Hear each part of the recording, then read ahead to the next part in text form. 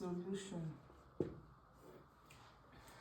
6x raised to power 2 minus 7x plus 2 is equal to 0. So we're asked to use the factorization method to find the values of x. So the first thing we're going to do is to multiply the coefficient of x raised to power 2 and the constant 2 together. If you multiply 6 times 2, we're going to have 12, right? So now we're going to look for two numbers that when you add them, you will get minus 7, and when you multiply, you will get plus 12. Two numbers, when you add, you get minus 7, and when you multiply, you will get plus 12. So those numbers are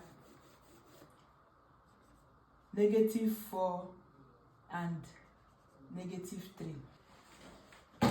So we've gotten the two numbers, so we can write this as 6x raised to power 2 minus 4x minus 3x plus 2, right, is equal to 0.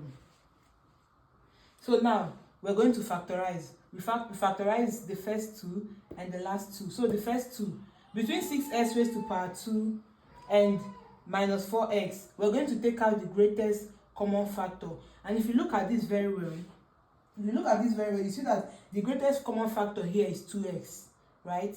So we factor out 2x, we open a bracket, 6x raised to power 2 divided by 2x. 6x raised to power 2 divided by 2x. So 2 cancels this to give us what? 3. And x cancels to give us x. So we're left with 3. So the next one, minus 4x divided by 2x. So this cancels this, and 2 into 4, we have 2. So we're left with negative 2. So that's that for the first one.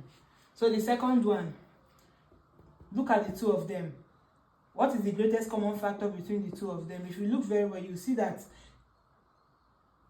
the greatest common factor here, can, so negative 1, factor out negative 1. You open the bracket, negative 3x divided by negative 1. We have 3x, right? So the negative will cancel. Then 1 into this is the same thing. So we have plus 2 divided by negative 1. We're still left with what? We're still left with negative 2 to 0. So these two here are the same.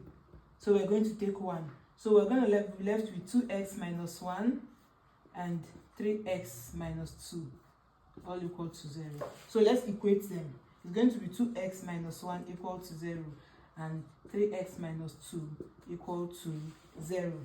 So here now, we need these 2x to stand alone in order for us to make x the subject of formula. So we're going to, some persons will say this minus 1 will cross over to this side to become positive. It seems like so, but the main thing that happens is we're going to add plus 1 to both sides so we can eliminate this negative 1 here. So it's going to be 2x minus 1 plus 1 equal to 0 plus 1.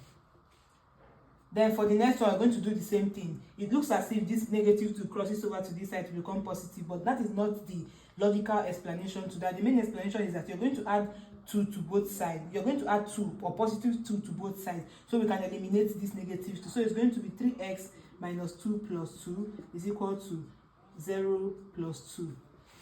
So this cancels. We're left with 2x is equal to 1, right?